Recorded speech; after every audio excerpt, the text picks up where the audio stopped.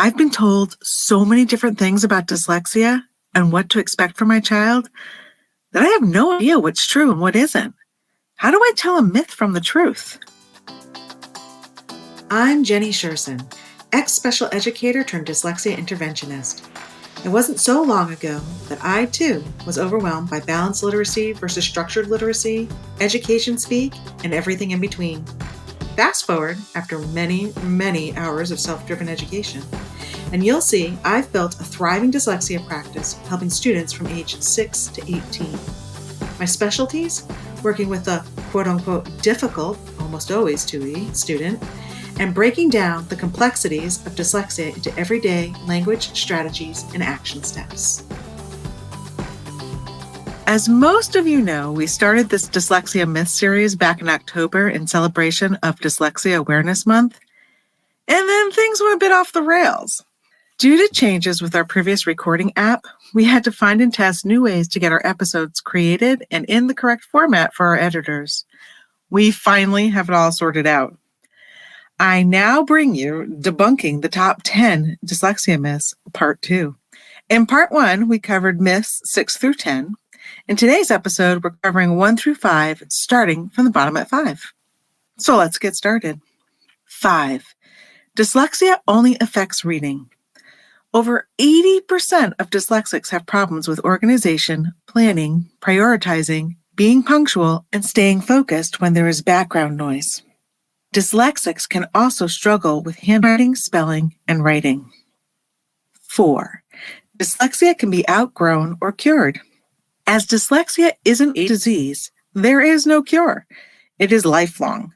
However, with early screening, early diagnosis, early evidence-based reading intervention, and appropriate accommodations, dyslexic students can become highly successful students and adults.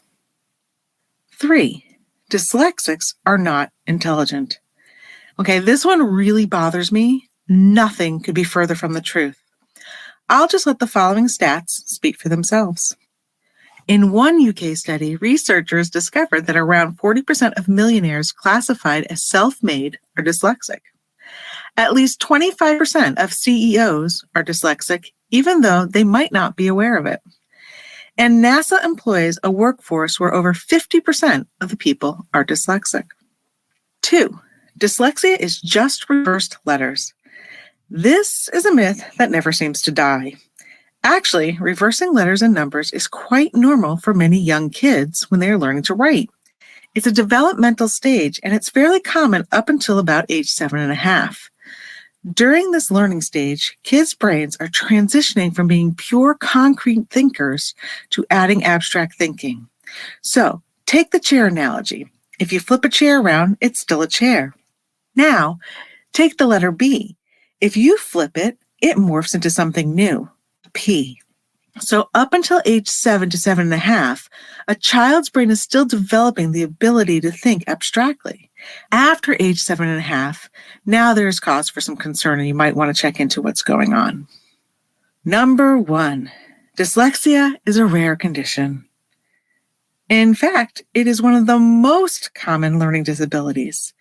The International Dyslexia Foundation states that between 15% and 20% of the population have a language-based learning disability, dyslexia being the most common of these.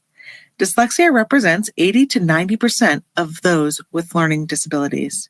It is the most common of all neurocognitive disorders. And with that, we wrap up part 2.